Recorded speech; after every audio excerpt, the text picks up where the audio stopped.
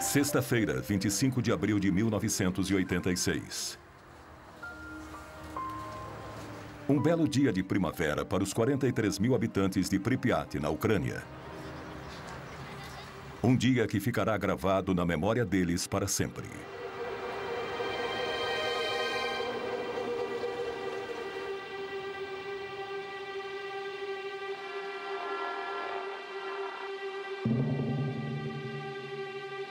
A 3 quilômetros da cidade fica a usina nuclear Vladimir Ilyich Lenin, que emprega milhares de pessoas. Nesta noite, os 176 funcionários do Bloco 4 têm ordens de realizar um teste no sistema de alimentação automática de combustível do reator, que tem como objetivo economizar energia. À 1h23 da madrugada, os sistemas de segurança estão desativados e o teste começa. Uma série de explosões acontece dentro do reator. Enquanto Pripyat dorme tranquilamente, o chão da usina começa a tremer.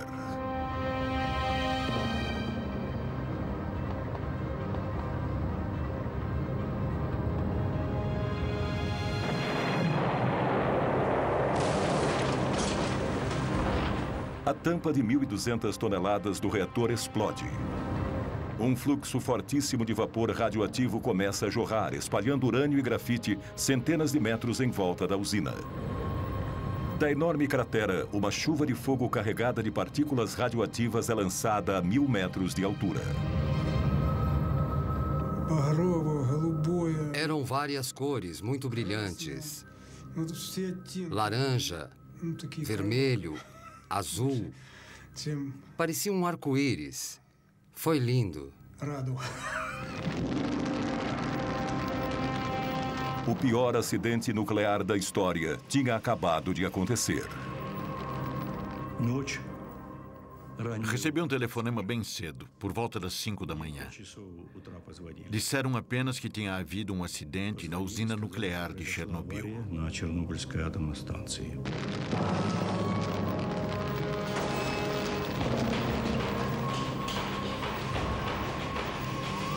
Os primeiros bombeiros a chegarem ao local não tinham o equipamento de proteção adequado. Eles despejaram milhares de litros de água sobre aquele estranho incêndio que nada parecia capaz de extinguir. Todos foram expostos a doses letais de radiação. 2 homens morreram naquela noite, outros 28 nos meses seguintes. Foram as primeiras vítimas de Chernobyl. Ninguém estava preparado para uma crise como aquela. Nos 7 meses seguintes, 500 mil homens enfrentariam um inimigo invisível. Uma batalha cruel e silenciosa que ceifou a vida de milhares de heróis anônimos e atualmente praticamente esquecidos. Foi graças a esses homens que o pior foi evitado. Uma segunda explosão, 10 vezes mais potente do que a de Hiroshima e que teria destruído metade da Europa. Isso foi mantido em segredo por 20 anos, tanto pelos soviéticos como pelo Ocidente. Muitas dessas imagens nunca foram vistas antes. São fotos tiradas por jornalistas que também foram expostos à contaminação nuclear. Alguns deles morreram logo depois. Essas imagens contam a história de uma guerra secreta, cujas consequências continuam 20 anos depois, tornando o desastre ainda pior. Esta é a verdadeira história do desastre de Chernobyl.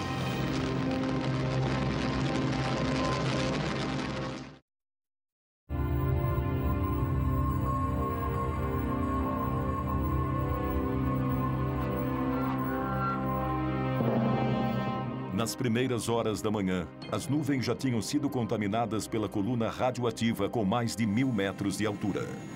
Igor Kostin era fotógrafo da agência de notícias Novosti, quando um amigo que era piloto de helicóptero telefonou e se ofereceu para levá-lo para sobrevoar Chernobyl. Tudo o que Kostin sabia era que algo tinha acontecido na usina durante a noite. Ele foi o primeiro jornalista a ver a enorme cratera de perto.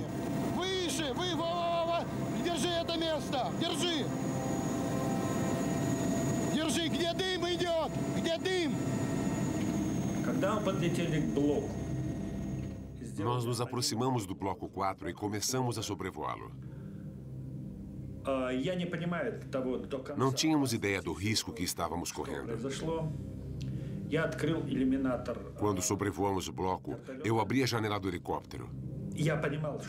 Eu não percebi que estava cometendo um grande erro. A fumaça fina e transparente que ele via subindo das ruínas era pura radiação. Costin foi um dos poucos repórteres que esteve em Chernobyl e conseguiu sobreviver à radiação. Quando abri a janela, não ouvi nenhum ruído. Estávamos bem acima das ruínas do reator. Eu sentia como se estivesse flutuando no espaço, como se estivesse num túmulo. O silêncio era mortal. Eu não ouvia nada, nem mesmo o helicóptero. Nada. Era um buraco negro. O silêncio era sepulcral.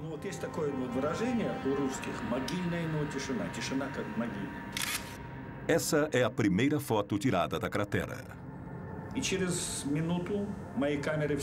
Depois de cerca de 1 minuto, meu equipamento começou a pifar. Não entendi o que estava acontecendo. Pensei que as minhas pilhas estavam fracas. Só pude tirar umas 12 fotos. Quando voltei para Kiev e revelei os filmes, vi que os negativos estavam escurecidos e as cores muito ruins. Eu ainda não sabia, mas as fotos tinham sido expostas à radioatividade. No centro do reator que explodiu, debaixo de 14 metros de destroços, a grafite que revestia o combustível nuclear queimou e derreteu o urânio. A precipitação radioativa seria 100 vezes maior do que a força combinada das 2 bombas atômicas lançadas sobre Hiroshima e Nagasaki. No Kremlin, 8 horas depois da explosão, Gorbachev tinha poucas informações sobre a situação. As primeiras informações que eu recebi falavam que havia acontecido um acidente e um incêndio. Não havia nenhuma palavra sobre a explosão. No início disseram que não houve explosões. As consequências dessas informações falsas foram dramáticas. К решению этой проблемы возникшей.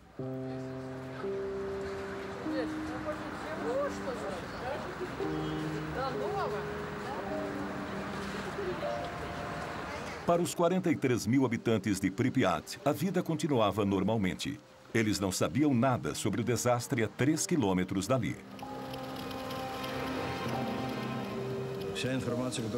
As informações que tínhamos era de que tudo estava em ordem, inclusive o reator.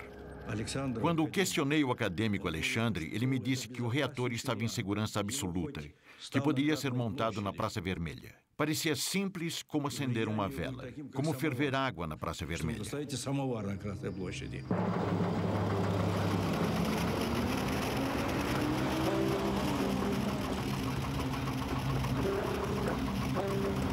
Na cidade, começaram os boatos de que havia acontecido um incêndio na usina e de que algumas pessoas haviam morrido durante a noite, mas não havia nenhuma informação oficial. Os raios brancos nessas imagens são resultado da radioatividade no filme. As pessoas nas ruas olhavam para os soldados mascarados espalhados pela cidade sem entender. O coronel Gremeniuk comandou as tropas responsáveis por manter a situação sob controle. As pessoas sentiam um gosto estranho na boca, um gosto diferente, metálico, um gosto meio ácido.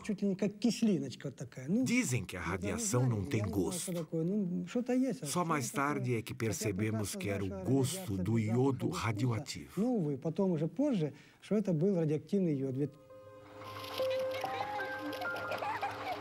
Enquanto as crianças brincavam nas praças, os homens do coronel Gremeniuk faziam as primeiras medições dos níveis de radioatividade. Naquele tempo, a radioatividade era medida em unidades chamadas Rontgens. O nível normal de radiação na atmosfera é de cerca de 12 milionésimos de 1 Rontgen. Em Pripyat, no começo da tarde, o nível era de 200 milésimos de Rontgen, 15 mil vezes mais alto que o normal. Naquela noite, o nível já era 600 mil vezes maior que o normal.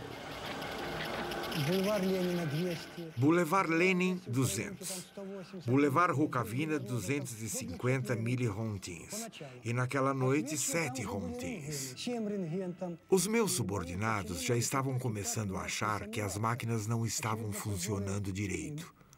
Ou que estavam mentindo para eles. Não sabíamos que o reator ainda estava queimando e que a radiação continuava a se espalhar. Este mapa foi selado com plástico, porque ainda é radioativo.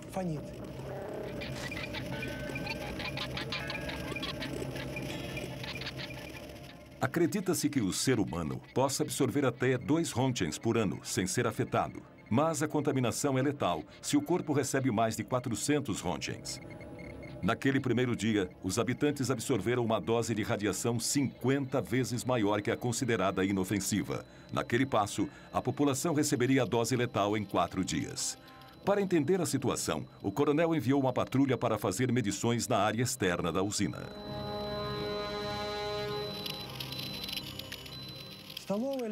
As primeiras medições foram registradas nesse mapa, 2.080 röntgens. Fiquei preocupado com meus subordinados. Como podia mandá-los entrar ali? Nesses níveis astronômicos, bastam 15 minutos para que um ser humano absorva uma dose letal de radiação. No Instituto Nuclear, os números causaram choque. Tais níveis de radioatividade nunca tinham sido registrados antes. Às pressas, Gorbachev criou uma comissão com os maiores especialistas em energia nuclear do país, liderada pelo acadêmico Legasov, um físico nuclear de renome internacional. Ele partiu imediatamente para Chernobyl. Esperávamos que eles pudessem avaliar a situação logo, mas nos primeiros dias ninguém pôde nos dizer nada. Foi uma situação dramática. Ficávamos reunidos, esperando pelas informações. Exigimos alguma informação, mas eles não podiam dizer nada.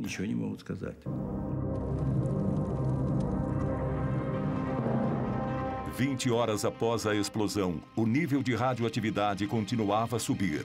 Naquela altura, as portas e janelas já deveriam estar seladas e a população deveria estar tomando pílulas de iodo para combater os efeitos da radioatividade, mas nada disso tinha sido feito.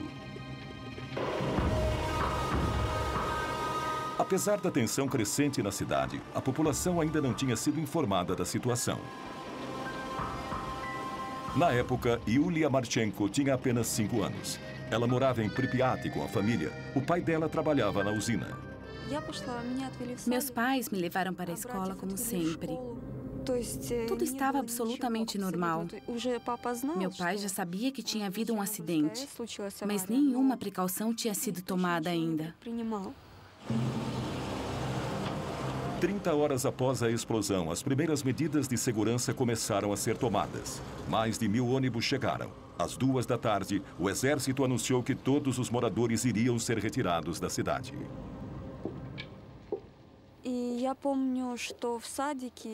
Eu me lembro que naquele dia, no jardim de infância, as professoras deram pílulas de iodo para as crianças. Lembro que os pais foram buscar seus filhos. Todo mundo estava apressado, correndo de um lado para o outro, mas não havia pânico.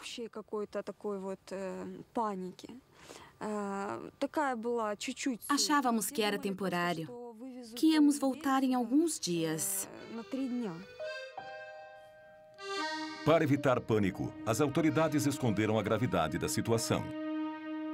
Os moradores tinham um prazo de 2 horas para pegar suas coisas e aguardar na porta de suas casas. Mandaram todo mundo entrar nos ônibus. Lembro perfeitamente bem de ter que escolher os brinquedos que ia levar. Eu tinha muitas bonecas e queria levar todas, mas não podia. Não podíamos nem levar roupas mais pesadas. As pessoas tiveram que abandonar tudo o que possuíam, deixar toda a vida para trás. Eles nunca mais iriam voltar. Um idoso não quis ir nos ônibus. ficou para trás. Seu corpo foi encontrado algumas semanas depois. As pessoas não acreditavam no que estava acontecendo. Pensaram que estavam sendo enganadas. Os mais velhos lembravam da ocupação alemã e diziam que em 1941 havia bombas, mas que agora não havia nada. Eles não acreditavam num inimigo invisível, mas não havia tempo para explicações. Meus soldados e eu estávamos apenas cumprindo ordens.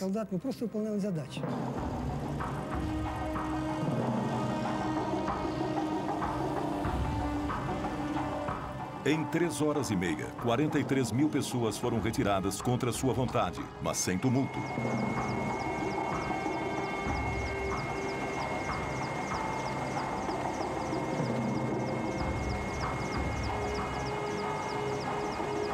Os ônibus começaram a levar os primeiros refugiados atômicos da Europa. Eles tinham sido expostos a doses de radiação que podiam alterar a composição do sangue e estimular o desenvolvimento de cânceres. Ну, как я нахожу, что, по-моему, скоро его отмоют. Скоро люди здесь будут жить. Ну, еще что вам сказать? Город должен жить. Красивый город. Вот я сейчас смотрю напротив стадиона. Здесь должны дети играть. Ну, без риска, по-моему, нигде нельзя.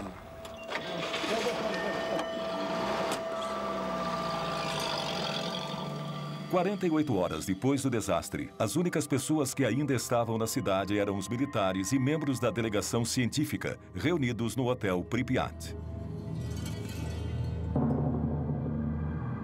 Como se ignorassem o perigo, eles comiam, dormiam e trabalhavam ali tranquilamente. Eles eram cientistas, especialistas. Não acredito que eles agiram de maneira irresponsável ou suicida, mas eles subestimaram a gravidade da situação. Os critérios antigos não serviam mais. Já tinha havido outros acidentes nucleares no nosso país e nos Estados Unidos, mas as informações foram mantidas em segredo. Nunca havia acontecido um acidente de tamanha proporção. Eles até achavam que o reator estaria operacional em maio ou junho. Enquanto isso, o vento começou a levar nuvens carregadas de partículas radioativas para o norte. Entre 26 e 27 de abril, elas circularam por mais de 1000 quilômetros sobre a Rússia, a Bielorrússia e o Báltico. No dia 28, as nuvens chegaram à Suécia, onde o aumento da radioatividade foi detectado perto de uma das usinas nucleares da região. Logo depois, os noticiários da TV alertavam a população. A poeira radioativa de Chernobyl estava caindo sobre Estocolmo. Um esquadrão de caças foi enviado para fazer medições nas nuvens. O nível de radioatividade indicava um grave acidente. 60 horas após o desastre, nenhum comunicado oficial tinha sido enviado para fora da União Soviética. O ministro das Minas e Energia sueco me telefonou na segunda.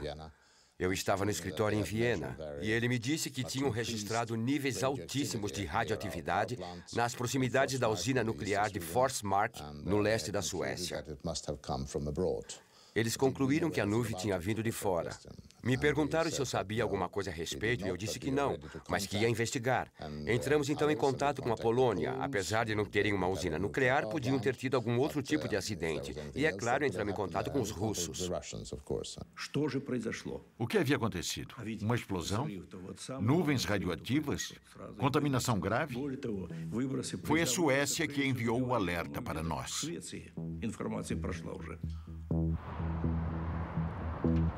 3 dias depois do acidente, enquanto Gorbachev ainda estava tentando reunir dados, os satélites espiões americanos e europeus se voltaram para a União Soviética e descobriram as ruínas da usina ucraniana. A fumaça que saía da enorme cratera aparecia claramente nas imagens.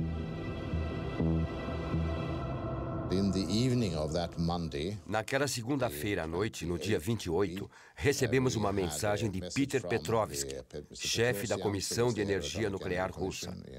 Ele nos informou sobre o acidente ao mesmo tempo em que os russos avisavam o resto do mundo. No Politburo, nós decidimos que toda e qualquer informação deveria ser reportada a nós. Por isso, chamei a KGB e ordenei que eles acompanhassem tudo o que estava acontecendo lá e que nos transmitissem todas as conversas dos cientistas. Mandei que enviassem aquelas informações a mim pessoalmente.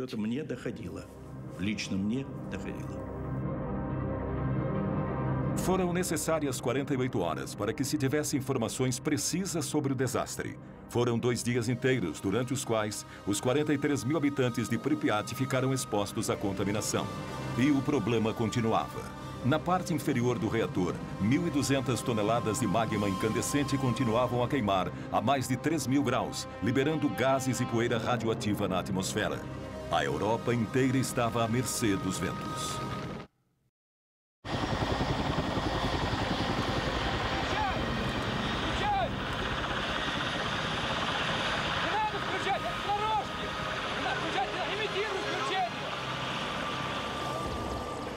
No terceiro dia da crise, Moscou enviou o general Antotkin e 80 helicópteros para combater e acabar com o incêndio.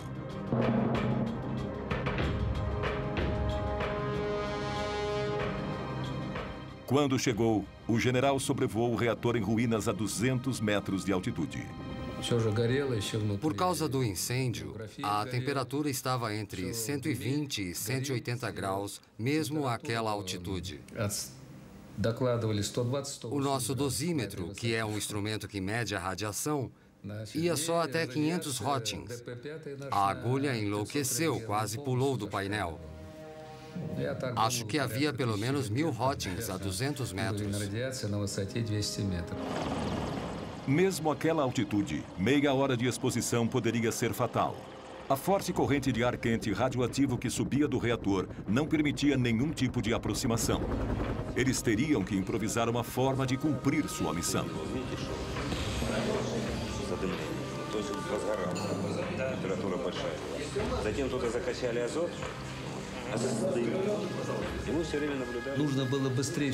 Algo tinha que ser feito o mais rápido possível. Tínhamos que apagar o incêndio e selar o reator para podermos nos aproximar e fazer outros trabalhos, além de impedir que a poeira radioativa se espalhasse ainda mais, coisa que o vento já estava fazendo. Tínhamos que agir rapidamente. Era o começo de uma operação gigantesca. Pilotos foram requisitados às pressas e abandonaram o fronte no Afeganistão. Os soldados tinham que jogar sacos de areia de 80 quilos sobre o fogo, usando apenas as mãos. Eles esperavam abafar o incêndio, enchendo o reator com toneladas de areia e ácido bórico, que ajuda a neutralizar a radiação. No primeiro dia foram 110 sobrevoos, no dia seguinte 300. O nível de radiação sobre o reator estava acima de 3.500 rontgens, quase 9 vezes mais alto que o nível letal. Alguns pilotos fizeram 33 voos num só dia. Cada vez que sobrevoavam, eles recebiam 5 ou 6 rontgens. Se fossem devagar, a taxa era ainda maior. Após jogarem 6, 7, 8 sacos, ficavam encharcados de suor por causa do calor. Depois de algumas missões, meus soldados iam se lavar e comer, mas logo começavam a vomitar.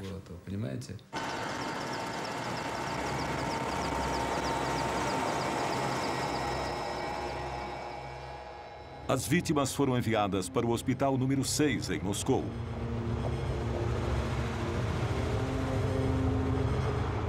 Era o único hospital no país especializado no tratamento de doenças e problemas causados pela exposição à radiação.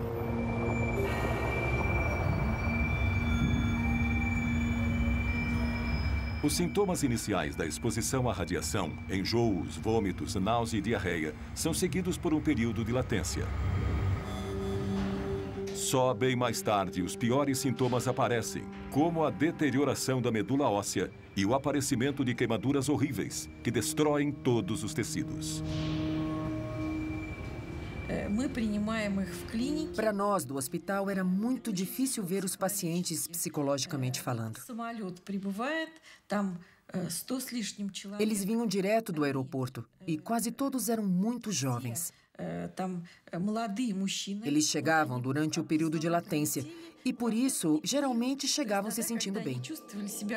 Nós os vestíamos todos iguais, com o mesmo tipo de pijama. Eles chegavam brincando, mas nós já sabíamos que muitos deles iam morrer. 27 morreram bem depressa.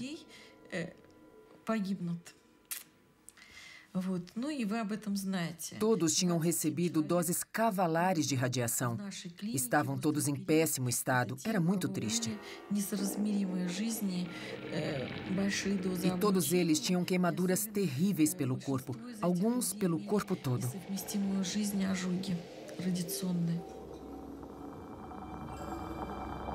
Durante 15 anos, as autoridades reconheceram apenas esses primeiros casos como vítimas de Chernobyl.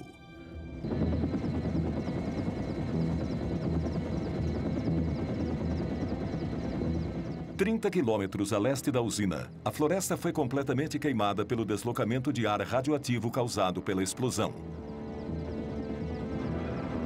Mas a área do desastre já tinha se espalhado muito mais. Desde a explosão, as partículas radioativas levadas pelas nuvens começaram a cair como a chuva. Muitas regiões em várias partes da Ucrânia, Bielorrússia e Rússia foram contaminadas. No dia 1º de maio, o vento mudou e também contaminou algumas áreas em Kiev, como mostra um mapa desenhado a partir das leituras feitas pelos homens do coronel Grebeniuk. As áreas mais contaminadas aparecem em vermelho, cercadas pelas áreas onde o nível de radiação era normal. Mas a população ainda não havia sido avisada. Houve apenas um relato, um minúsculo artigo de rodapé na página 3 do Pravda, que minimizava a gravidade do acidente e dizia que o perigo já tinha passado. A situação era crítica, mas eles agiam como se nada estivesse acontecendo. Seguiram com as comemorações do 1º de maio. Era como se o país se recusasse a reconhecer a situação. Foi a segunda fase do grande desastre de Chernobyl. 6 dias depois do acidente, apesar dos níveis de radiação milhares de vezes mais altos que o normal, as autoridades incentivavam as pessoas a participar do 1º de maio, mesmo onde se sabia que a contaminação era grave. Em 1986, assisti às comemorações do 1º de maio. Eu estava lá, testemunhei. Era a Parada dos Mortos.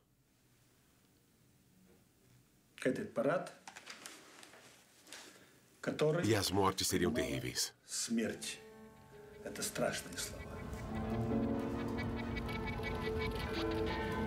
Estranhamente, todos os registros do 1º de maio de 1986 desapareceram do Arquivo Nacional da Ucrânia. Só restaram as fotos de Igor Kostin. Sherbitsky, o primeiro secretário do partido na Ucrânia, também participou das festividades com a família, inclusive os netos. Claro que era muito importante para nós evitar o pânico. Se pelo menos soubéssemos qual o nível de radioatividade no ar...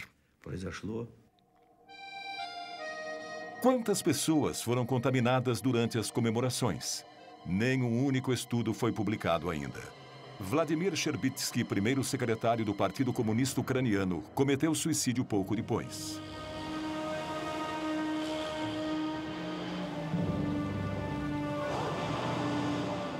Uma semana após a explosão, o êxodo continuava.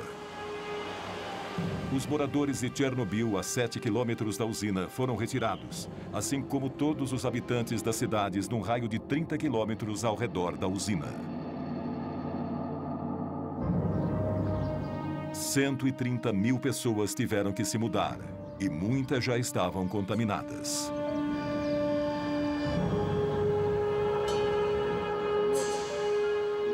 Uma área de 300 mil hectares da Ucrânia e Bielorrússia foi abruptamente evacuada e isolada do resto do mundo.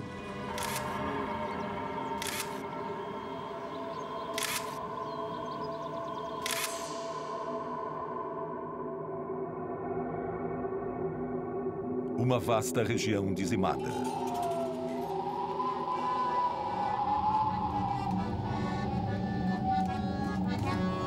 Toda uma cultura arrancada de sua terra natal. Em poucos dias, um mundo inteiro foi destruído por um inimigo invisível.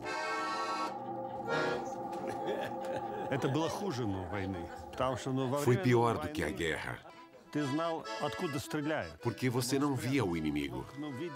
Na guerra, você vê os canhões, as metralhadoras, os tanques. Aqui não se via nada. A radiação estava por toda parte. Ela atravessava as pessoas. Ela ataca e só depois você começa a sentir seus efeitos. Às vezes, anos mais tarde. É assustador.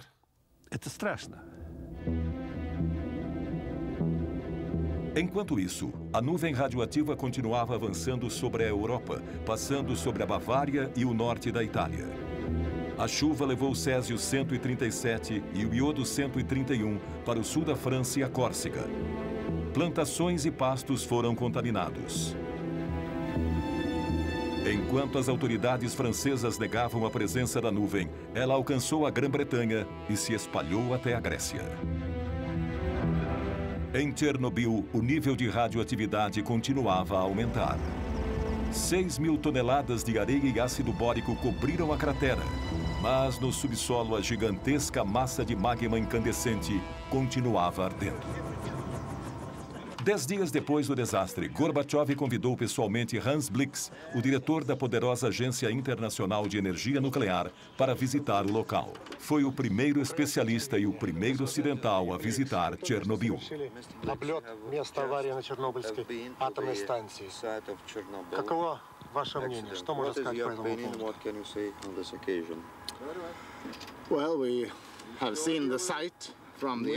Nós sobrevoamos o local e vimos que havia fumaça saindo dos escombros da usina. Falou-se sobre o risco de uma segunda explosão. Falaram sobre isso quando estávamos em Moscou.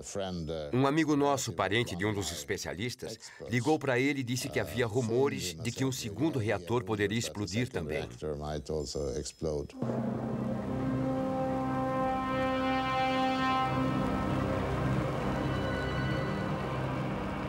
Na parte inferior do reator, 195 toneladas de combustível nuclear ainda estavam queimando, gerando um calor inacreditável que aos poucos foi derretendo a areia da superfície. As rachaduras logo começaram a aparecer. Depois que tapamos o buraco, a temperatura lá dentro começou a subir. Ficamos com medo porque podia haver outra explosão. Foi assustador. Os cientistas vieram para fazer a leitura e ficaram preocupadíssimos. Tinham medo de que a temperatura alcançasse um nível crítico, o que provocaria uma segunda explosão. Teria sido uma tragédia sem precedentes. A laje de concreto debaixo do núcleo do reator estava esquentando e corria o risco de se partir. O magma podia começar a vazar.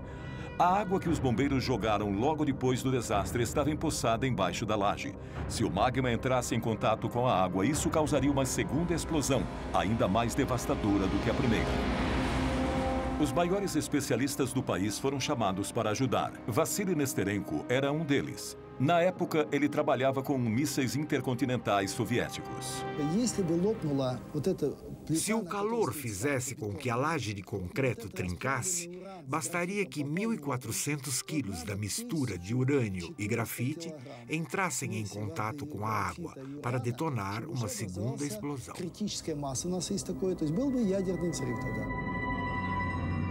Essa explosão seria comparável à de uma bomba atômica gigantesca.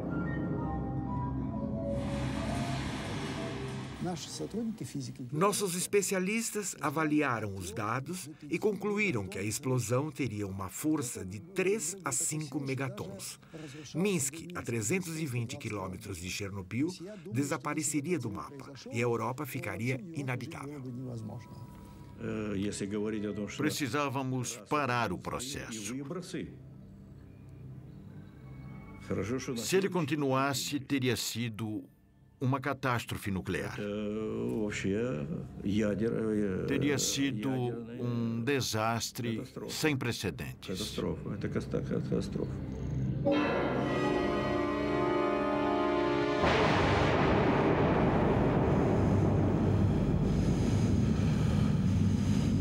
Essa segunda explosão seria acompanhada por uma onda de choque e um aumento gigantesco da radioatividade, que acabaria com milhares de vidas em questão de horas. Ainda bem que não aconteceu. Já havia trens com mais de 1000 vagões em Minsk, Gormel e Kiev, prontos para levar a população. A situação era crítica. Em Moscou, o governo decretou 2 medidas de emergência. A primeira foi enviar um batalhão de bombeiros para retirar a água acumulada sob o reator. Mais tarde, eles seriam declarados heróis nacionais, mas sofreriam com as sequelas da radiação para o resto da vida. A segunda medida era selar a fissura para abaixar a temperatura definitivamente. Em 2 dias, os homens despejaram 2.400 toneladas de chumbo dentro do reator. Começamos a despejar o chumbo e a temperatura caiu na hora. Ele foi bem absorvido e selou a fenda conforme ia derretendo e, com isso, a radiação diminuiu. Só que parte desse chumbo derreteu em contato com o fogo, evaporou e ficou na atmosfera. 20 anos depois, ainda há sinais de chumbo nos doentes de Chernobyl. Hoje há muitas críticas, mas naquela situação não havia nada melhor a fazer. Todas as pessoas, civis ou militares, oficiais ou não, trabalharam sem descanso. Eu participei desse primeiro estágio e posso dizer que não havia escolha. Tinha de ser feito. Foi por heroísmo.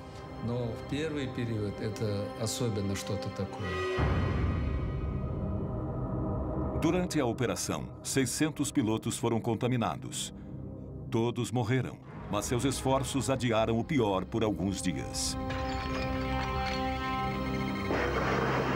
Embora tivesse sido coberto, o incêndio não tinha acabado.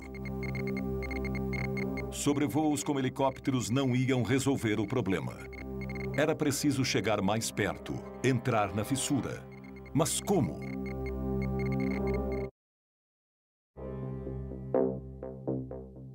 Diante da ameaça de uma segunda explosão, as medidas de emergência continuaram. A planta da usina revelou que era possível chegar à zona ativa através dos túneis de cabos e canos feitos de concreto. Uma delegação de técnicos do Instituto Kurchov se aventurou no labirinto. Era uma tarefa difícil, já que parte dos túneis tinha sido destruída pela explosão. Com o maçarico, eles abriram um buraco no quarto reator e inseriram detectores de radioatividade, termômetros e câmeras.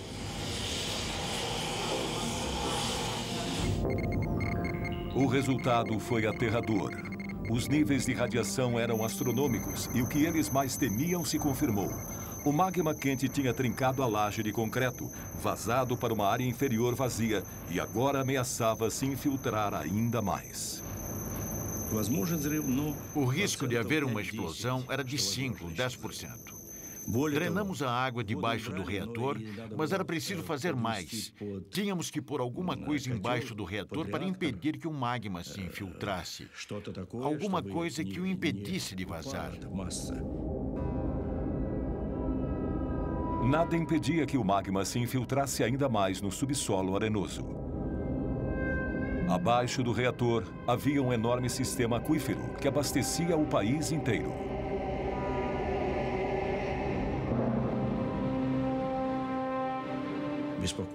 O que mais nos preocupava era que todo aquele magma podia fazer tudo ruir de uma vez e chegar ao lençol subterrâneo, o que contaminaria os rios Triper, Nietva e Kiev e o Mar Negro.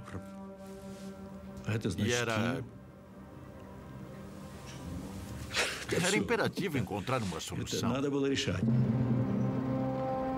Cogitou-se uma nova operação, mas que causaria mais mortes.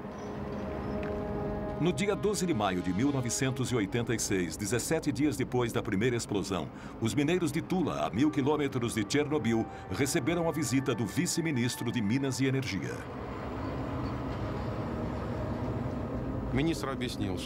O ministro falou sobre o acidente em Chernobyl. Disse que precisava de mineiros da nossa região de Moscou e nos deu 24 horas para reunirmos os nossos pertences. No dia seguinte, um ônibus nos pegou numa praça e nos levou para o aeroporto de Moscou. No dia 13 de maio, nossos camaradas já estavam trabalhando em Chernobyl.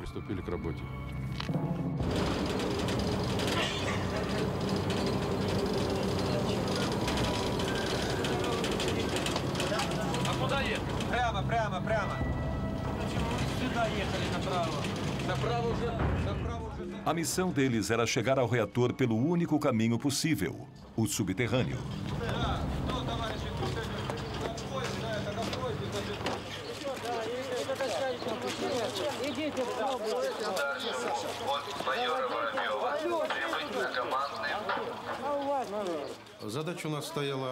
Nossa missão era uma só. Cavar um túnel de 150 metros a partir do terceiro reator até a avaria embaixo do quarto reator. Depois, tínhamos que construir embaixo do quarto reator um túnel de 30 metros de comprimento por 30 metros de largura para depois instalar o dispositivo para resfriá-lo. Para limitar a exposição à radiação, os mineiros fizeram um buraco de 12 metros antes de começar a cavar na direção do reator. Ali, eles fizeram uma câmara de 2 metros de altura por 30 de largura, onde foi montado um sistema de refrigeração com nitrogênio líquido.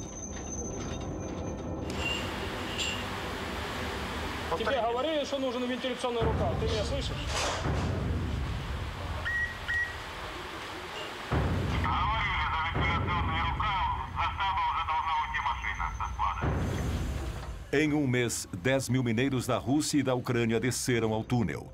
Todos tinham entre 20 e 30 anos. Lá dentro não havia ventilação e por isso a temperatura chegava a 50 graus. A radioatividade era de no mínimo 1 Rontgen por hora. Trabalhamos sem nenhum equipamento de proteção. Não dava para usar máscaras porque o filtro ficava úmido em questão de minutos. Todo mundo trabalhava sem nada, até sem camisa. Bebíamos água direto das garrafas abertas, o que era péssimo porque estávamos ingerindo partículas radioativas junto com a água. Um dos nossos camaradas engoliu um grão de areia altamente radioativo e morreu. Como a gente ia saber o que cada um inalava ou ingeria? O mais difícil era a falta de oxigênio.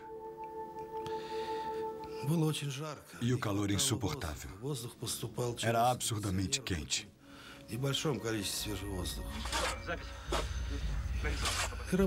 O pior era que precisávamos trabalhar rápido. Trabalhar sem descanso. Isso era o pior. Grupos de 30 mineiros se revezavam a cada 3 horas, 24 horas por dia. Eles cavaram um túnel de 150 metros num mês e 4 dias. Um trabalho que normalmente levaria 3 meses para ser concluído. O lugar mais perigoso não era lá embaixo. Não havia muita radiação embaixo do reator. Mas assim que subíamos, tínhamos que correr, e rápido. A radioatividade na entrada do túnel era 300 vezes mais alta. Nenhum único mineiro foi poupado da exposição. E nenhum foi informado da gravidade do perigo que estava correndo.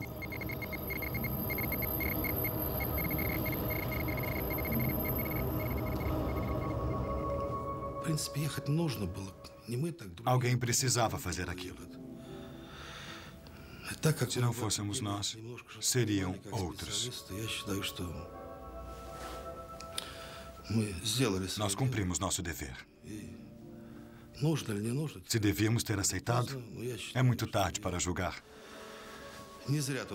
Eu não me arrependo.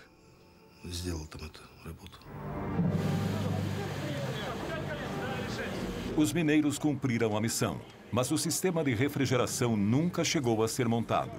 A câmara subterrânea foi preenchida com concreto para solidificar a estrutura. Segundo dados oficiais, cada mineiro recebeu de 30 a 60 rontgens. Mas os sobreviventes afirmam que receberam até 5 vezes mais. Estima-se que 1/4 desses homens morreu antes dos 40 anos de idade. 2.500 vidas se perderam, mas não constam de nenhuma estatística oficial.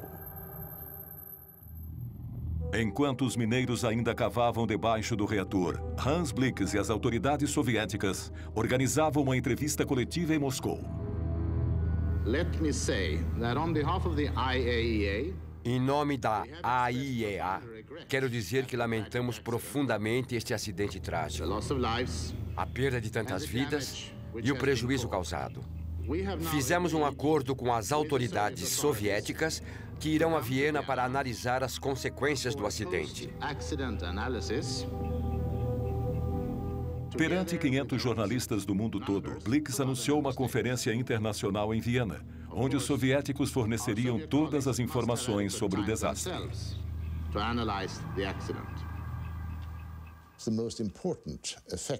O resultado mais importante da entrevista coletiva foi que o povo russo passou a acreditar no governo. As pessoas estavam acostumadas a nunca acreditar no que o governo dizia, porque ele sempre omitia informações. O povo nunca sabia de nada. Então, quando ouviram as notícias do acidente, ficaram com medo que fosse pior. E era. Foi terrível com certeza, mas de alguma forma passaram a confiar no governo. Foi uma vitória da Glasnost.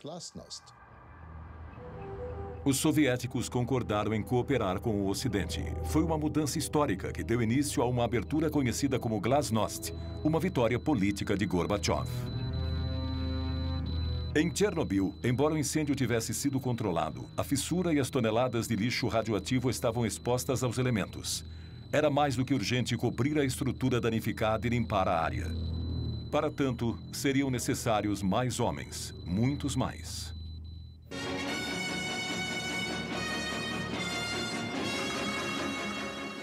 Добрый вечер, товарищи. 18 dias após o desastre, Gorbachev falou ao povo soviético. Авария на Чернобыльской атомной электростанции. Она больно затронула советских людей, взволновала международную общественность. Мы впервые реально столкнулись с такой грозной силой, какой является ядерная энергия, вышедшая из-под контроля. Вся работа, по сути, ведется круглосуточно. Задействованы научные, технические, экономические возможности всей страны. O país todo foi mobilizado. Nada de formalidades burocráticas. Se alguém tinha o que precisávamos, pegávamos. A preocupação com os custos ficou para depois. Pegávamos tudo de que precisávamos. Era uma situação de emergência. O general Nikolai Tarakhanov comandou as tropas terrestres. Em apenas um ano, 100 mil soldados e oficiais passaram por Chernobyl. Eram todos reservistas. Foram convocados pelas autoridades das cidades onde viviam e enviados para o fronte. Militares ou civis, oficiais ou soldados rasos, eles ficaram conhecidos como liquidadores, um termo inventado naquela situação. Sua missão, liquidar, acabar com a radioatividade. Сначала ходишь первые дни, прячешься, одеваешь маску, а потом уже забываешь, даже на производстве уже забываешь одевать ее. Уже как дома, чувствуешь себя действительно, привыкаешь здорово. Все улыбаются, все довольны. Водку не продают. Вообще в Москве такой слух был, что на Чернобыль приезжает, водителям каждый день дают 150 грамм этого. Я с женой разговаривал 150, и рассказываю, говорю, в столовую заходишь 150, выходишь 150. Она, ты хоть закусывай там.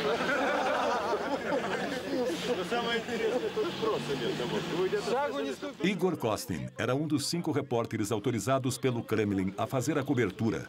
Fato inédito num país onde tudo era mantido em segredo. 3 dos seus colegas já haviam morrido. Não havia títulos, nada de ministros, generais ou soldados. Ninguém dizia, eu sou general, faço o que eu mando. Todo mundo estava fazendo o melhor que podia. E foi assim que começou a operação batizada de liquidação do acidente de Chernobyl. 100 mil soldados, além de 400 mil civis, operários, engenheiros, enfermeiras, médicos e cientistas de cada república soviética passaram por Chernobyl. A União Soviética estava travando sua última e maior batalha. 500 mil pessoas. Havia mais homens em Chernobyl do que os que lutaram contra Napoleão. Só que o nosso exército tinha sido contaminado.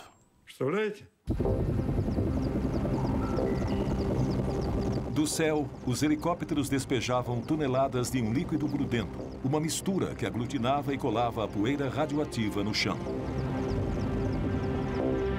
Enquanto isso, brigadas de liquidadores ficaram encarregadas de limpar a área, casa por casa, e remover a camada de poeira radioativa que cobria tudo.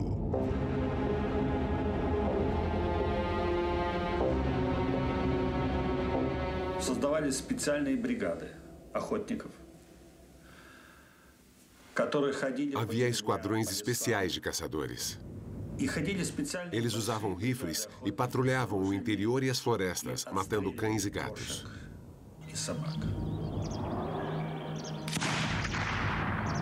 Todos os animais tiveram que ser mortos, porque depois de vagar pelas áreas mais contaminadas, estavam encharcados de radioatividade e podiam contaminar os liquidadores.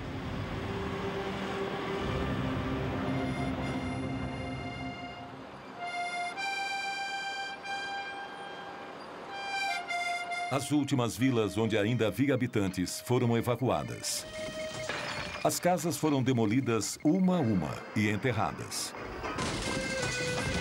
À noite, os caminhões, as máquinas e os homens estavam cobertos de poeira radioativa.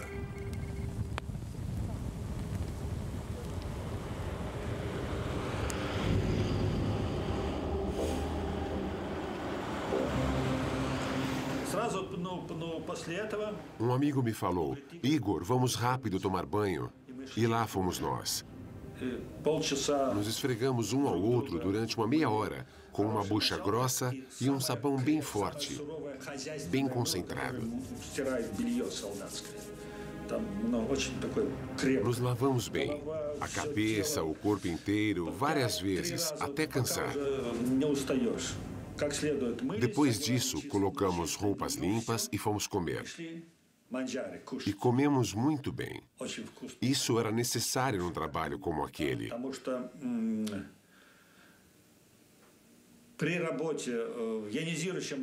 Porque com a radiação ionizante, você precisa estar forte, bem forte, porque toda essa radiação se aloja nos pontos mais fracos do seu organismo e lá se instala.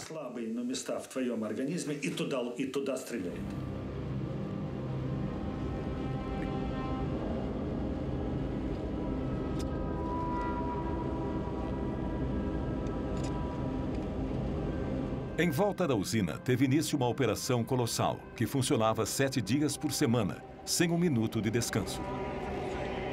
300 mil metros cúbicos de solo contaminado foram retirados, levados para valas enormes e cobertos com concreto.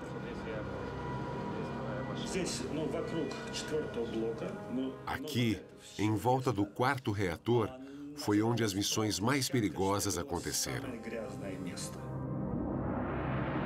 8 semanas depois da explosão, os liquidadores atacaram o coração do problema. Para neutralizar o lixo tóxico a longo prazo e impedir que se espalhasse ainda mais, o reator inteiro teria que ser isolado. Lev Bocharov foi um dos engenheiros que desenhou a enorme estrutura que cobriria o 4º reator completamente. Um sarcófago de aço e concreto de 170 metros de comprimento por 66 metros de altura. Aquele foi um projeto único. Ninguém jamais havia construído uma estrutura como aquela numa área tão radioativa. Só podíamos trabalhar alguns minutos de cada vez. Um projeto como esse nunca havia sido feito.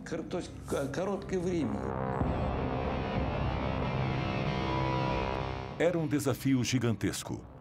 Como construir uma estrutura colossal num lugar onde as pessoas só podiam trabalhar alguns minutos, às vezes segundos, de cada vez? Uma situação como aquela exigiria maior capacidade de improvisação dos liquidadores e colocaria mais vidas em risco.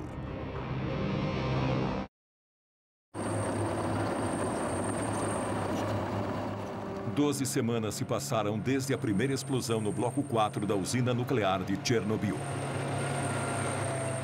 Para impedir que a contaminação se alastrasse, o ataque final foi lançado.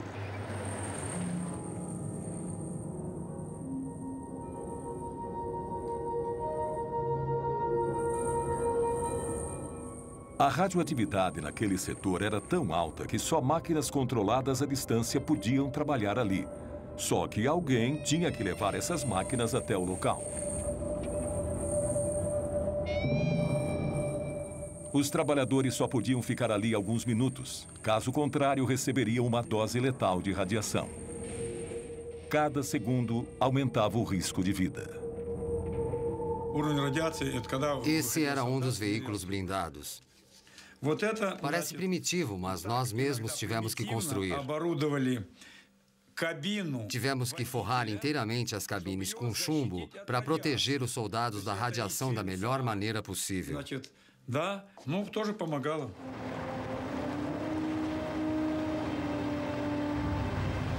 Cada peça metálica da estrutura era fabricada às vezes a centenas de quilômetros dali. As peças eram levadas uma a uma para a usina, para serem montadas lá. Um quebra-cabeça extraordinário. Vigas de 150 toneladas com 70 metros de comprimento, escoras de 45 metros de altura. Esse é o DEMAC 4000. Olha o tamanho desse guindaste. Não podíamos trabalhar ali muito tempo, então não podíamos nos dar ao luxo de errar. Um mínimo erro de cálculo e teria sido impossível montar tudo.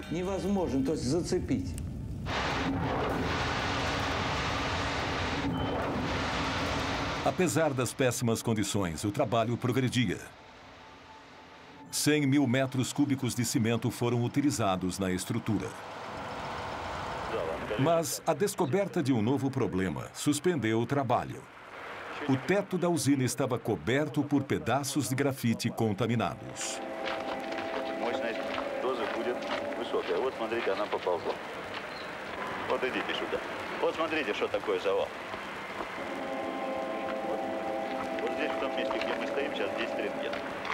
Это будет примерно 1000. Вот около вот этого колпака примерно 200. Все, пойдемте. На сегодня хватит нам. Выходим, пойдемте. И ты тоже выходи оттуда. Eram blocos de grafite que cobriam as barras de urânio e voaram durante a explosão. Um único pedaço emite radiação suficiente para matar um homem em menos de 1 hora. Era essencial se livrar deles antes de continuar com a construção.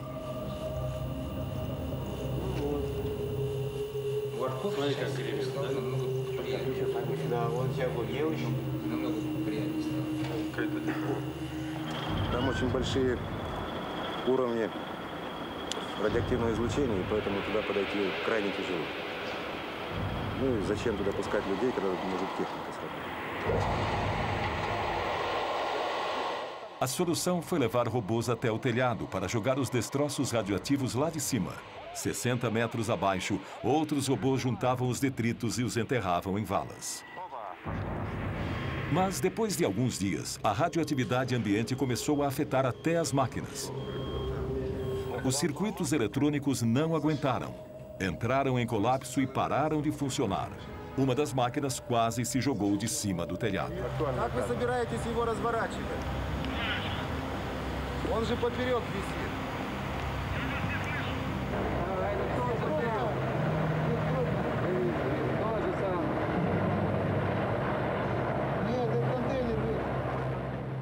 o uso de robôs teve que ser descartado. Eles teriam que ser substituídos por homens. E, naquela época, os soldados russos começaram a ser chamados de biorobôs. Um batalhão de jovens se preparava para subir no telhado do terceiro reator pela primeira vez. Todos tinham entre 20 e 30 anos de idade. Eram todos reservistas, convocados para a batalha mais perigosa e mortal em Chernobyl. Nenhum ser humano jamais tinha trabalhado em áreas com uma radioatividade tão alta. O general Nikolai Tarakhanov comandou a operação e supervisionou pessoalmente os mínimos detalhes, como as proteções de chumbo que os soldados foram forçados a fazer à mão na véspera da operação. Os flancos, as costas, as botas. Eles estavam cobertos de chumbo da cabeça aos pés. Tinham chumbo no capacete, na máscara de proteção contra os raios beta. Tinha um chumbo no avental especial e na luva com dupla camada protetora. O uniforme completo pesava entre 26 e 30 quilos.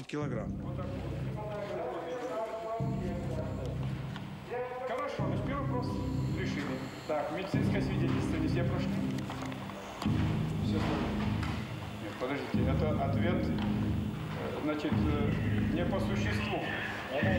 Анализ крови, правильно? Значит, я сегодня, товарищи, говорю, мы проводили 2 дня назад эксперимент с научным центром. Офицеры ходили туда вместе со мной. Понятно? Значит, страшного, конечно, ничего там нет. Это ясно. Сегодня состоялось решение и правительственных. Они тоже идут туда же. И многие так, но некоторые не стремились. É claro que havia pessoas que não queriam ir, mas não tinham escolha. Eram reservistas, tinham que ir. А вот лично мое мнение было, надо было ехать и отдать свой долг. Eu não tive dúvida, era o meu dever. Quem ia fazer aquilo por mim? Quem ia limpar os destroços do desastre e impedir a radioatividade de se espalhar pelo mundo? Alguém tinha que fazer aquilo. Foram 2 semanas e meia no inferno. Um inferno que podia durar 2 ou 3 minutos para cada soldado, às vezes só 40 segundos se o nível estava muito alto. Calculávamos o tempo de exposição de cada soldado cuidadosamente para salvar o máximo de vidas possível.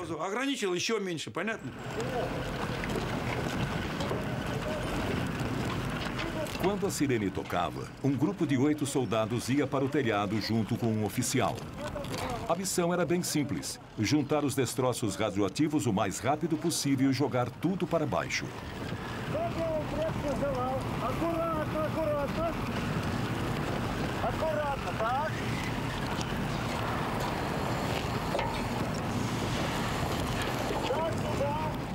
Segundo os cálculos do general Tarakhanov, o nível de radioatividade era de 7.000 Roentgens por hora, o que permitia aos biorobôs apenas 45 segundos de exposição, o suficiente para remover apenas 2 pás de resíduos.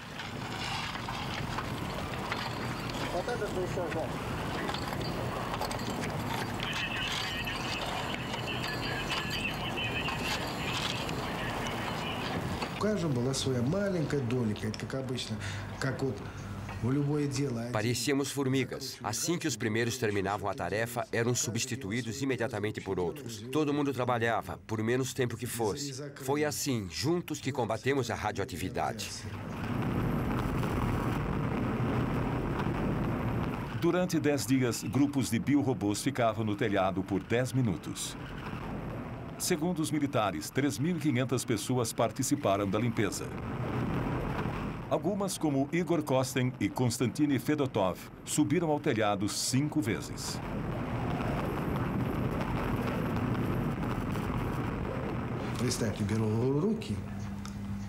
Chegamos a pegar destroços com 1.500 Roentgens. Depois de um dia de trabalho, as mãos doíam tanto que você não conseguia nem fechar o punho.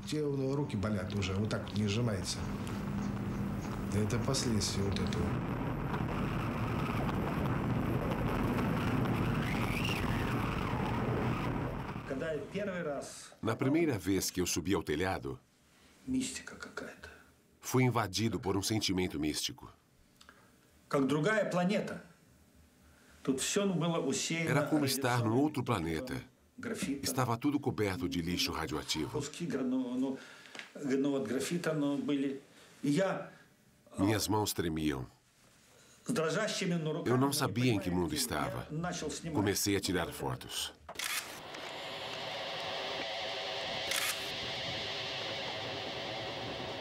Dá para ver traços de radiação no filme. Eu estava segurando a câmera assim, e ela emanava do solo.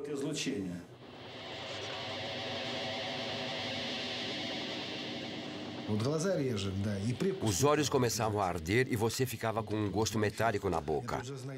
Quando você sentia essas duas coisas, sabia que tinha recebido uma dose alta demais.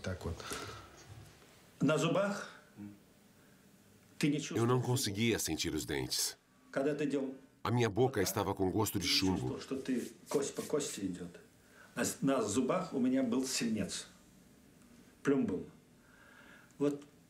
Eu fazia assim com os dentes, mas não sentia nada. Eu até batia os dentes.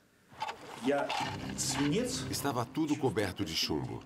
Até hoje, 20 anos depois, ainda sinto aquele gosto de chumbo na boca.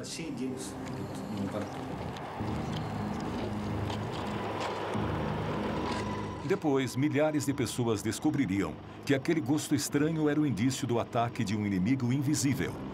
Enquanto os biorobôs sacrificavam a vida no telhado da usina, a limpeza prosseguia numa área de 30 quilômetros ininterruptamente.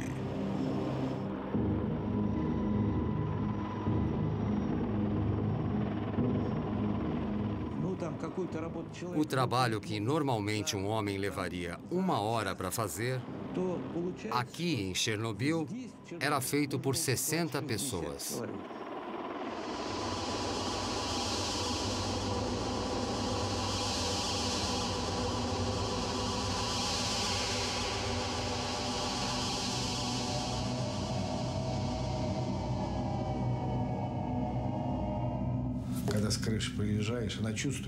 Quando a gente descia do telhado, parecia que todo o nosso sangue tinha sido sugado por vampiros. Estávamos exaustos. Não podíamos nem nos mexer. Tinha gente que sangrava pelo nariz. Os bombeiros ficavam de plantão. Se alguém começasse a sangrar pelo nariz, era levado para o hospital na hora.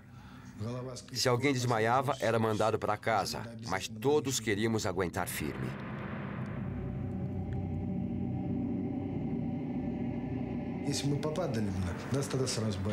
Na época, éramos jovens e fortes. Ficamos doentes. Perdemos tudo.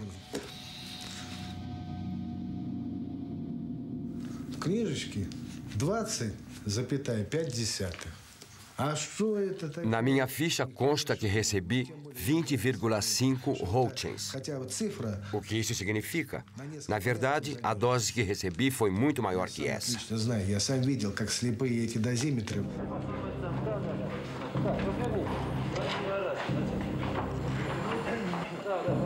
Позвольте мне от оперативной группы Министерства обороны СССР вручить вам почетный гроб.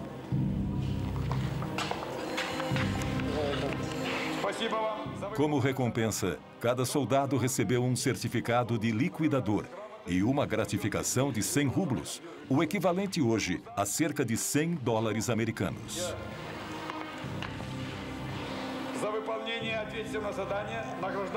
Eles arriscaram a vida, mas conseguiram reduzir o nível de radiação em apenas 35%. Quando mandaram aquelas pessoas para o telhado, não sabíamos qual era o nível de radiação. Hoje sabemos que estava entre 10 e 12 mil roentgens por hora. Nesse nível, ninguém deveria estar lá.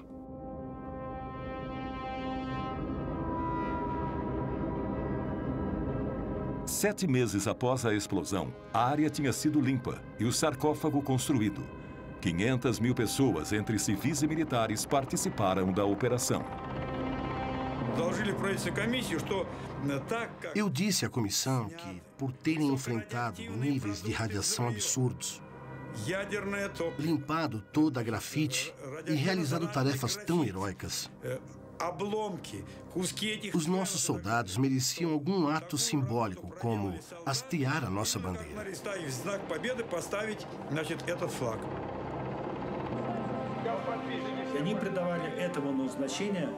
Hastear a nossa bandeira ali foi como hasteá-la no Reichstag, quando o Exército Vermelho conquistou o fascismo. Para aqueles soldados, a bandeira era um símbolo do triunfo sobre a radioatividade.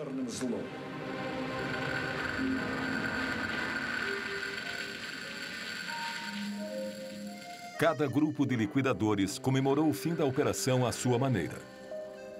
Botcharov e seus homens gravaram seus nomes na tampa de metal que ia selar o sarcófago.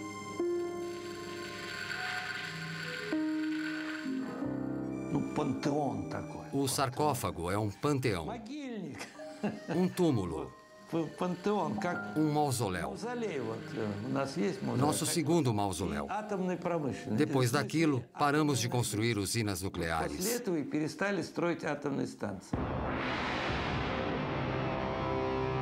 Foi uma vitória amarga. O país nunca se recuperaria.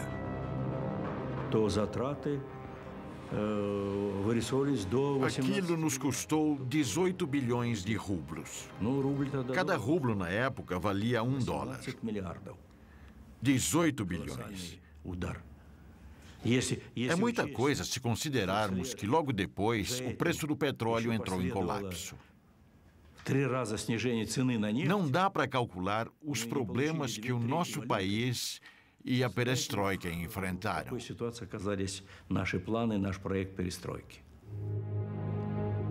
A primeira nevasca começou a cair sobre Chernobyl. Para as autoridades, era uma prova de que o sarcófago estava lacrado, pelo menos pelos próximos 30 anos, segundo a previsão. Os liquidadores voltaram para casa. Os reatores 1, 2 e 3 foram reativados. A primeira batalha de Chernobyl terminou anunciando o fim da União das Repúblicas Socialistas Soviéticas. E para muitos, marcou o início de uma guerra que, 20 anos depois, ainda não acabou. 20 anos depois, Pripyat ainda é uma cidade fantasma. Acompanhada por Igor Kostin, Yulia foi ver o apartamento em que morou com a família até o dia da evacuação. Diferentemente do que foi dito, nenhum único habitante pôde voltar a morar nos prédios abandonados.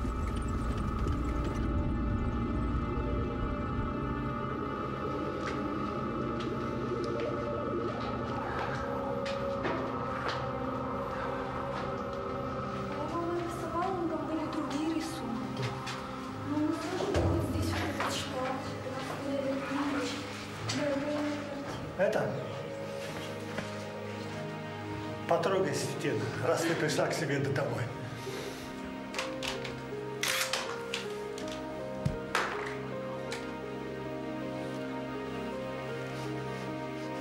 Para Igor Kostin, a visita também traz lembranças dolorosas.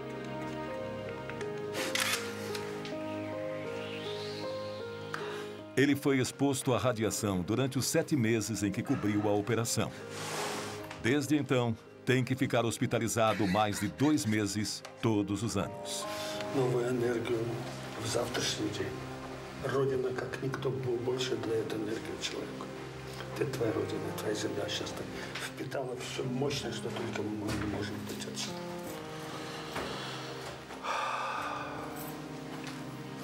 У меня такое ощущение, что я здесь была всю жизнь. Ты маленькая.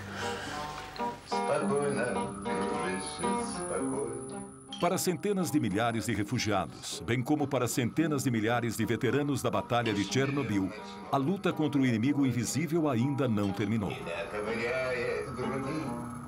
Todos os que estiveram em Chernobyl ainda sofrem com a radioatividade que absorveram. Nos meses seguintes ao acidente, os liquidadores lotaram os hospitais por toda a União Soviética. 20 anos depois, aqueles que ainda estão vivos continuam a frequentar o hospital número 6.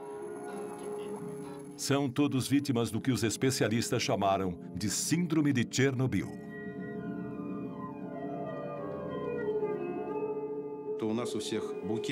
Os sintomas são muitos. Coração, estômago, fígado, rins, sistema nervoso.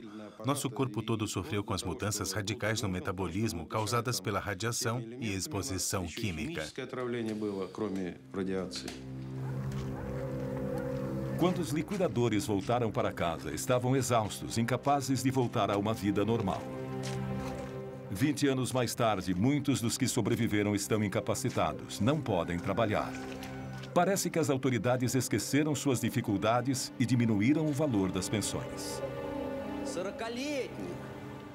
Os veteranos da guerra do Afeganistão ainda estão vivos, enquanto nós morremos aos poucos. Escrevi um poema sobre isso. Estou cheio de tristeza, nostalgia e angústia. É como uma bala na têmpora que nada pode deter. E a mãe reza em segredo para que Deus poupe a vida do seu filho. Esses homens não tinham nem 30 anos quando foram convocados para lutar contra o átomo. Hoje nem completaram 50 anos, mas têm as limitações de pessoas mais velhas. Segundo o exército, dos 500 mil liquidadores de Chernobyl, 20 mil já morreram. 200 mil estão oficialmente incapacitados.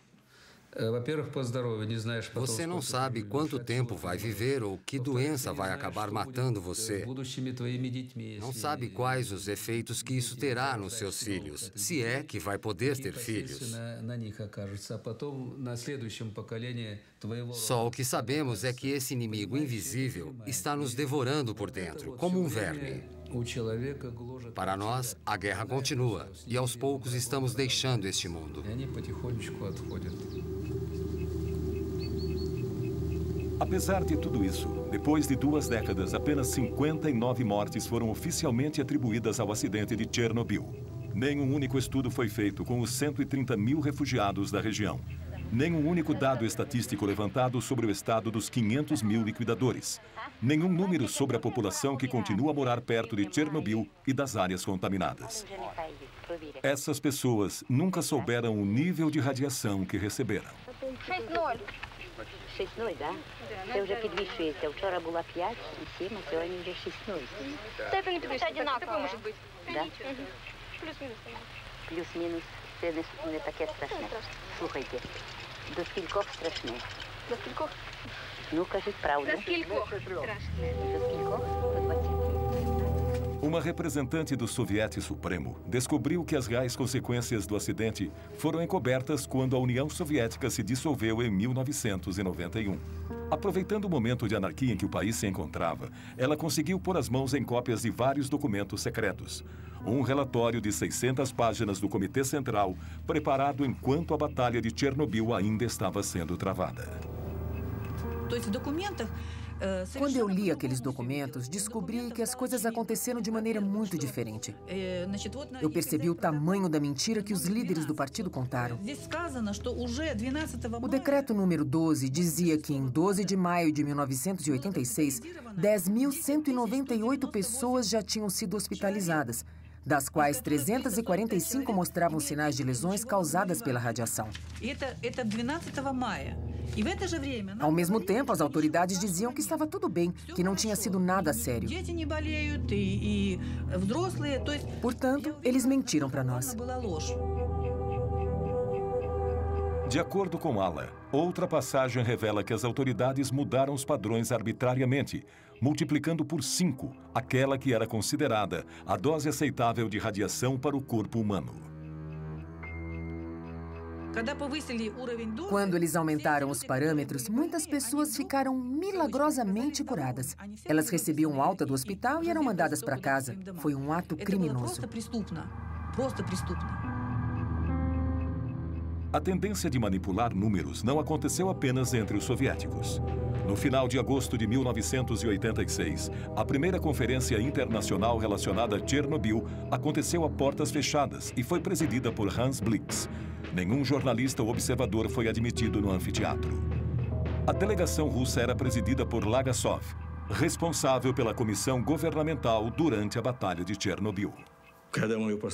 Quando nós o encarregamos de preparar o relatório, dissemos que ele devia contar tudo. Ele produziu um relatório rico em detalhes que deixou todo mundo em estado de choque. Lagasov falou durante 3 horas. Seu relatório concluiu que nas décadas futuras haveria cerca de 40 mil mortes causadas por câncer como consequência do acidente. O mundo ocidental recusou-se a aceitar essa estimativa, e isso gerou uma discussão inflamada entre o Ocidente e o Oriente.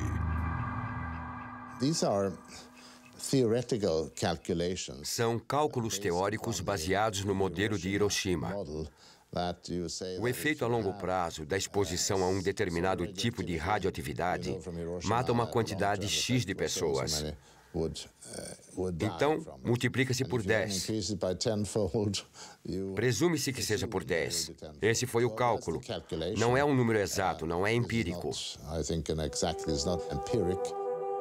Os números se mostraram extremamente flexíveis. Ao final da conferência, não se falava mais em 40 mil vítimas, mas sim em 4 mil prováveis mortes. Quase 20 anos depois, em setembro de 2005, esse foi o número oficial de vítimas do desastre. A oposição mais ferrenha à política de transparência dos soviéticos foi a dos franceses, que negaram que a nuvem radioativa passou sobre o seu país. Est-ce qu'on a constaté quelque chose au-dessus de la France? Non, parce que les vents ne vont pas dans cette direction-là. Les vents tournent dans le sens inverse des aiguilles d'une montre. Il n'y a pas lieu du tout de s'inquiéter. C'est sans aucun danger pour la santé publique. 20 anos depois, na França e principalmente na Córcega, foram registrados vários casos de câncer de tireoide, do mesmo tipo e gravidade daqueles vistos em Chernobyl. O elemento mais perigoso que saiu do reator de Chernobyl não foi o césio, não foi o plutônio. Foi a mentira. A mentira de 86, é assim que a chamamos. Uma mentira que se espalhou como a radioatividade pelo país e pelo mundo inteiro.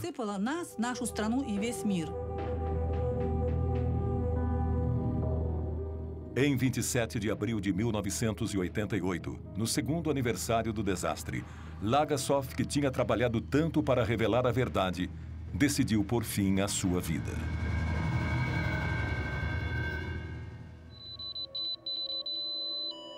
Atualmente, como metáfora perfeita da mentira institucionalizada, as partículas radioativas arremessadas do reator na explosão continuam a envenenar o solo. 20 anos após o acidente, a região de Chernobyl continua inabitável.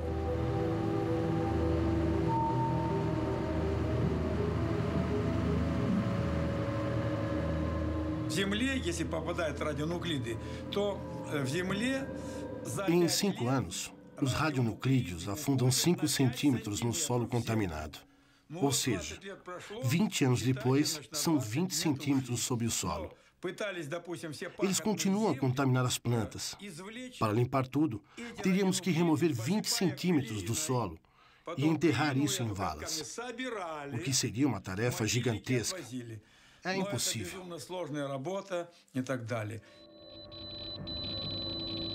Atualmente, 8 milhões de pessoas vivem em áreas contaminadas na Ucrânia, Rússia e principalmente na Bielorrússia. Há 20 anos, eles consomem os alimentos radioativos que continuam a contaminá-los pouco a pouco. Esse problema, levantado em 1986 pela delegação soviética na Conferência de Viena, foi simplesmente ignorado. Ainda assim, 1.152 crianças foram tratadas de câncer de tireoide entre 1986 e 2002 num centro especializado em Minsk. Quantos outros casos existiriam em outras cidades? Nenhuma estatística mundial foi trazida a público. O médico Yuri Bandazevsky estuda as doenças nas populações de áreas contaminadas desde que o desastre ocorreu.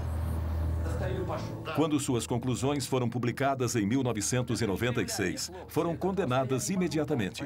Preso e oficialmente condenado por corrupção, ele passou os 5 anos seguintes na prisão.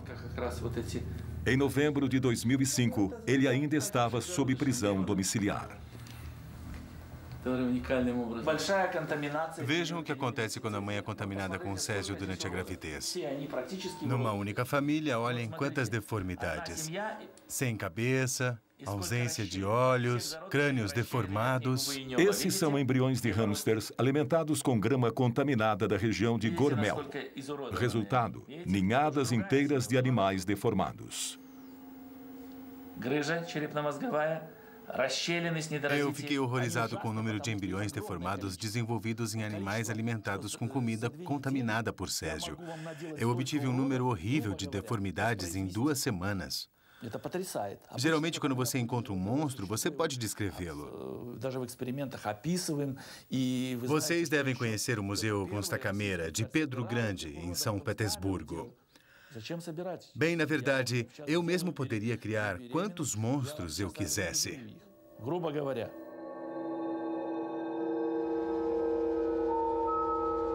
Nunca houve nenhum estudo oficial de mutações genéticas decorrentes do acidente em Chernobyl. Apesar disso e dos mais de 1000 abortos espontâneos que ocorreram após o desastre, centenas de crianças sofrem com os efeitos da radiação. As deformidades que vemos nessas crianças são parecidas com as que vimos nos hamsters de Bandazevsky.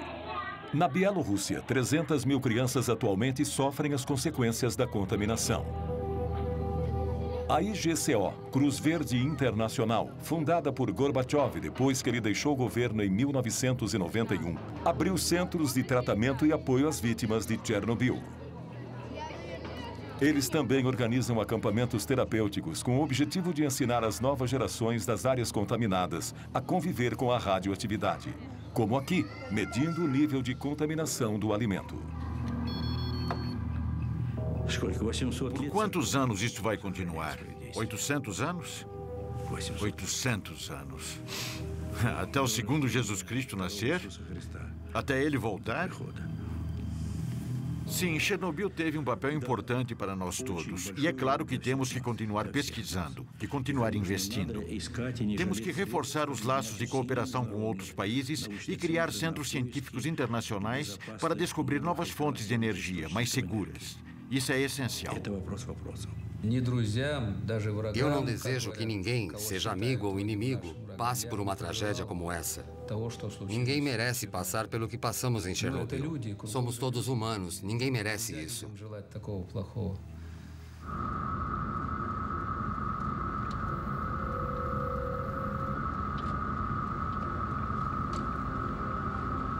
Bem no meio da região, a 10 quilômetros da usina nuclear e escondida na floresta, está Chernobyl 2. Há 20 anos, ninguém podia se aproximar desse enorme radar militar. O olho secreto de Moscou à procura de mísseis americanos. O fato de ter sido desativado após a explosão condiz com o que o acidente de Chernobyl parecia prenunciar.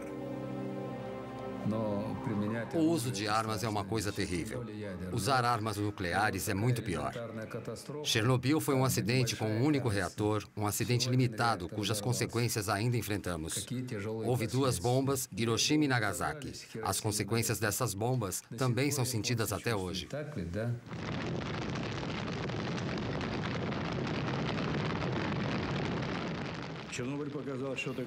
Chernobyl nos mostrou o que realmente acontece com a energia nuclear em mãos humanas. Calculamos que o nosso míssil mais poderoso, o SS-18, era tão poderoso quanto 100 Chernobyls. O SS-18 era a ogiva que os americanos mais temiam. E tínhamos 2.700 deles, todos apontados para os Estados Unidos. 2.700. Imagine a destruição que eles causariam.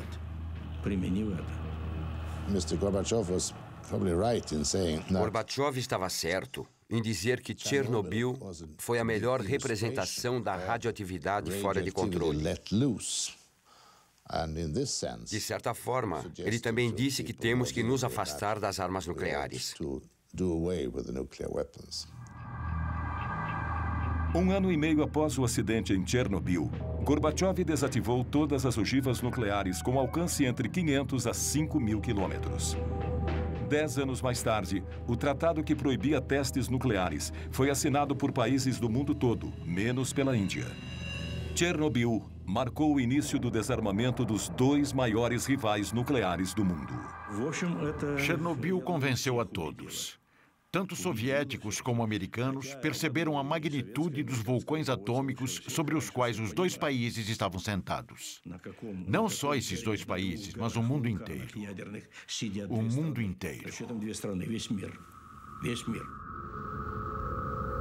No entanto, a lição de Chernobyl parece estar sendo esquecida. Enquanto isso, sob o sarcófago do reator número 4, o veneno ainda é letal.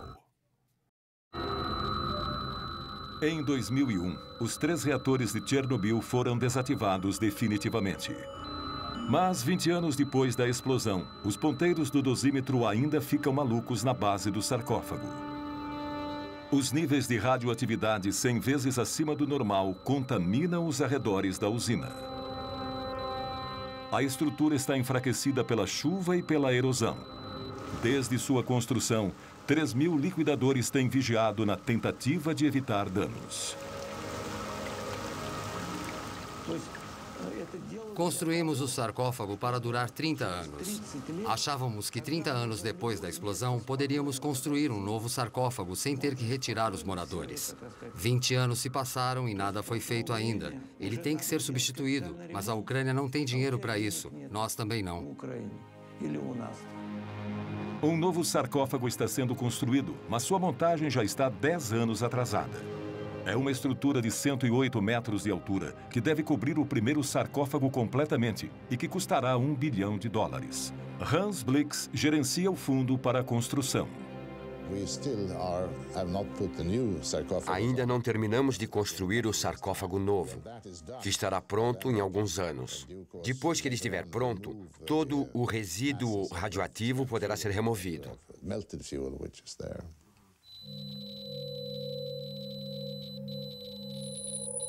O magma frio que está dentro do reator, a 14 metros de profundidade, ainda é uma ameaça terrível. E assim continuará por muito tempo.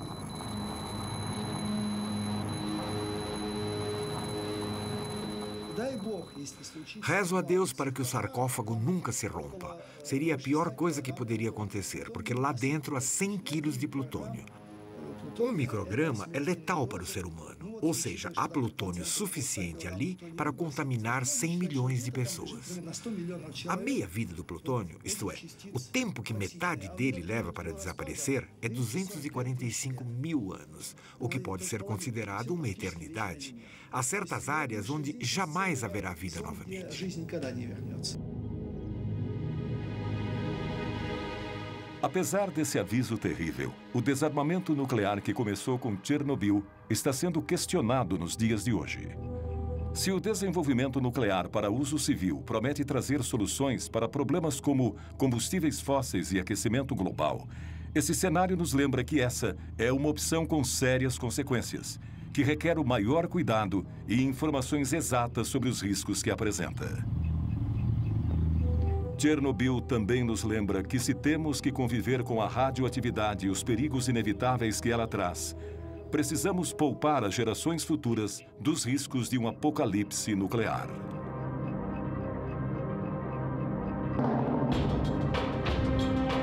Versão brasileira, Tempo Filmes, São Paulo.